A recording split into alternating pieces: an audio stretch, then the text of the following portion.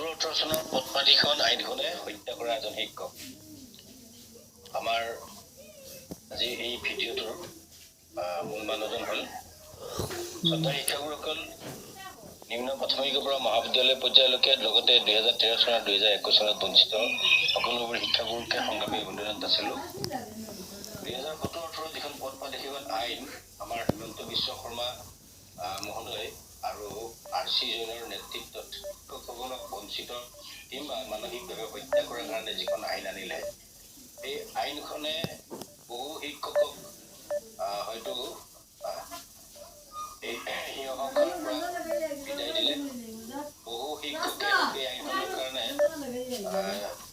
বিনা বেতনে 20 বছৰ 30 বছৰ শিক্ষকতা কৰাৰ পিছতো অৱসৰ ল'বলগীয়া হ'ল। আৰু আমি প্ৰায় 20,000 শিক্ষক কৰ্মচাৰী এতিয়াও এই আইনখনৰ মানে সংহাৰত আমি বিধ্বস্ত হৈছোঁ। আমাৰ মাজৰে এজন শিক্ষক আজিবুৰ ৰহমান ছাৰ বঙাইগাঁৱৰ 2021 চনত শিক্ষক ME স্কুলৰ 3জন শিক্ষকক প্ৰাদেশিকৰণ কৰা হ'ল আৰু 2জন শিক্ষকক বঞ্চিত কৰা হ'ল। এই 2জন শিক্ষকৰ আজিবুৰ ছাৰ এখেতে আমাৰ সদৌ অসম অপাধিকৃত শিক্ষক কৰ্মচাৰী সংস্থাৰ বিশেষকৈ বঞ্চিত শিক্ষকসকলক আহ্বান জনাই এটি ভিডিঅ' বনাই দিছে। এই ভিডিঅ'টো আপোনালোকৰ কাৰণে আনুষ্ঠানিক কৰিব বিচাৰিছোঁ। এই ভিডিঅ'টোত তেখেতৰ এটি আহ্বান আছে সকলোবোৰ শিক্ষকৰ আপোনালোকে শুনক। এই 17 যিখন পথপাতিখন আইন, এই আইনখনে আমাৰ শিক্ষকসকলক কেনেদৰে বঞ্চিত কৰিছে, আমাক প্ৰতাৰিত কৰিছে, আৰু এয়া একমাত্ৰ মাননীয় হিমন্ত বিশ্ব শৰ্মা মহোদয়ৰ নেতৃত্বত আৰু RC জৈনৰ নিচিনা এজন মানুহৰ নেতৃত্বত এই শিক্ষকসকলক বঞ্চিত কৰা হৈছে। আৰু আমি বিধ্বস্ত হৈছোঁ, মানসিকভাৱে ভাগি পৰিছোঁ। কিন্তু আচলতে যে আমি মানসিকভাৱে ভাগি নপৰি আমি ইয়াক প্ৰত্যাহ্বান হিচাপে ল'ব লাগে, সেই কথাটোকে আজিবুৰ ছাৰে কৈছে। কথাখিনি শুনক।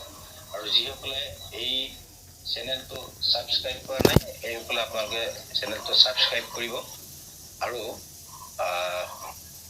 আমাৰ সংস্থাৰ বাবতিবোৰ আপোনালোকে পাই থাকিব। ধন্যবাদ।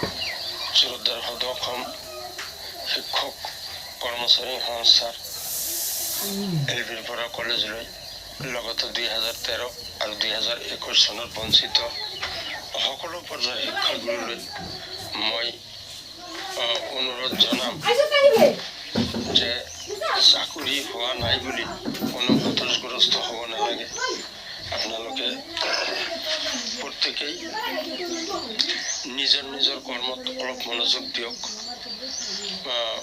মন নিচিনাকৈ এনেকৈ ঘৰত বহি নাথাকি কৃষি কৰ্ম, ব্যৱসায় আদিত মনোযোগ দিয়ক।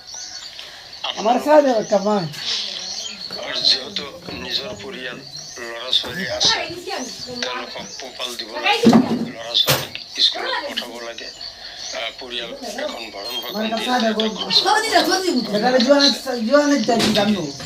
আপোনালোক হতাশগ্ৰস্ত নহয়, নিজৰ কৰ্মত মনোযোগ দিয়ক। এতিয়া কথা হ'ল, আমি সুদীৰ্ঘ 25 বছৰ কাল শিক্ষকতা কৰিলোঁ। আমাৰ দুৰ্ভাগ্য 2017 চনত অসম চৰকাৰে যি শিক্ষক হত্যাকাৰী আইন প্ৰস্তুত কৰিলে, সেই শিক্ষক হত্যাকাৰী আইনত আমি হত্যা হোৱা এজন শিক্ষক। গতিকে আমি চৰকাৰক 2021 পৰা আজি 24 চন আহি পেলাই আমি কিমান অনুনয় বিনয় কৰিলোঁ, আন্দোলন কৰিলোঁ। তাৰপাছত অনশন কৰিলোঁ, কিন্তু কোনো কথাতে চৰকাৰে আমাক গুৰুত্ব নিদিয়া হ'ল।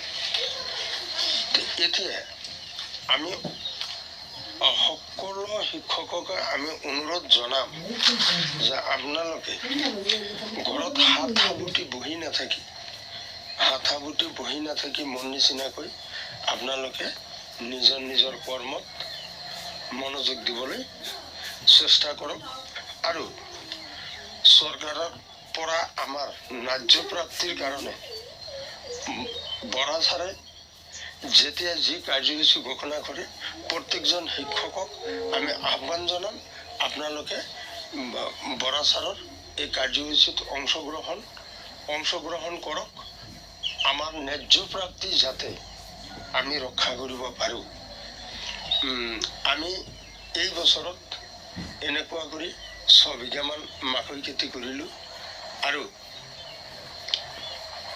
এই বৰ্তমান এইখিনি খেতি এনেকুৱা এটা পৰ্যায় পাইছে আৰু বাকী পৰ্যায়ক্ৰমে মই কৰিছোঁ আৰু কৰি আপোনালোকে কৰক এই অনুৰোধটো আমি সদায় কম শিক্ষক কৰ্মচাৰী সংস্থাৰ বঞ্চিত শিক্ষকখিনিক আমি অনুৰোধ জনাইছোঁ